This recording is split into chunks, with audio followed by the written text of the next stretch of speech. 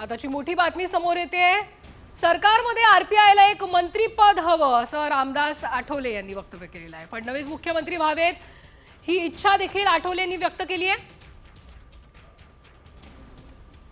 तर आरपीआयला एक मंत्रीपद आणि एमएलसी हवी आहे असं आठवलेंनी म्हटलंय। देवेंद्र फडणवीस, एकनाथ शिंदे, अजित पवार सर्व मुख्यमंत्री आहेत, पण भाजपचे आमदार अधिक असल्यानं फडणवीस मुख्यमंत्री व्हावेत अशी इच्छा जी आहे ती रामदास आठवलेंनी व्यक्त केली आहे।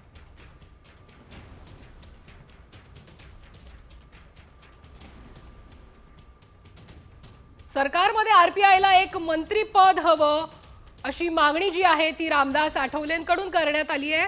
फडणवीस मुख्यमंत्री व्हावेत ही देखील इच्छा त्यांनी यावेळी व्यक्त केली आहे। आता उद्या पुढची मोठी बातमी। सागर बंगल्यावर शिंदे गटाच्या नेत्यांची गर्दी बघायला मिळते। उदय सामंत, शंभूराज देसाई, भुसे हे सागर बंगल्यावर दाखल झालेले आहेत। एकीकडे मुख्यमंत्रीपद कुणाला मिळणार याची चर्चा सुरू आहे आणि याच पार्श्वभूमीवर आता सागर बंगल्यावर आपले प्रतिनिधी गणेश कवडे यांच्याकडून आपण अधिकची माहिती घेऊयात। गणेश, काय माहिती आहे?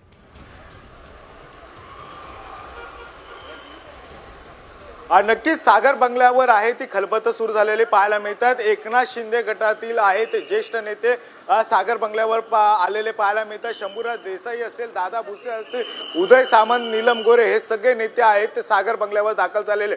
कालच बघितलं असेल तर एकनाथ शिंदे गटाचं आहे नेतेपद आहे ते निवडण्यात आलेलं आहे आणि एकनाथ शिंदे यांना नेते म्हणून निवडण्यात आलेलं आहे। मात्र एकनाथ शिंदे गटाकडून बघितलं असेल तर एकनाथ शिंदे यांनाच पुन्हा मुख्यमंत्री करण्यात यावे अशी देखील एक मागणी होताना पाहायला मिळते। तर दुसरीकडे भाजपचे देखील नेते आहेत त्यांच्याकडून एकच मागणी होते की देवेंद्र फडणवीस यांना मुख्यमंत्री करण्यात यावं। त्यामुळे मुख्यमंत्री नेमकं कोण असणार या संदर्भात देखील आहे ती खलबत सुरू आहे। मात्र हा सगळा निर्णय आहे तो दिल्लीत होणार आहे आणि आज दिल्लीमध्ये प्रामुख्याने हे तिन्ही नेते आहेत ते दिल्लीत जाणार आहेत आणि त्या दिल्लीत जाण्याच्या अगोदर आहे ते सागर बंगल्यावर खलबत होताना पाहायला मिळते। त्यामुळे नेमकी मुख्यमंत्री पदाची माळ आहे ती कोणाच्या गळ्यात पडते हे देखील पाहणं आता गरजेचं आहे।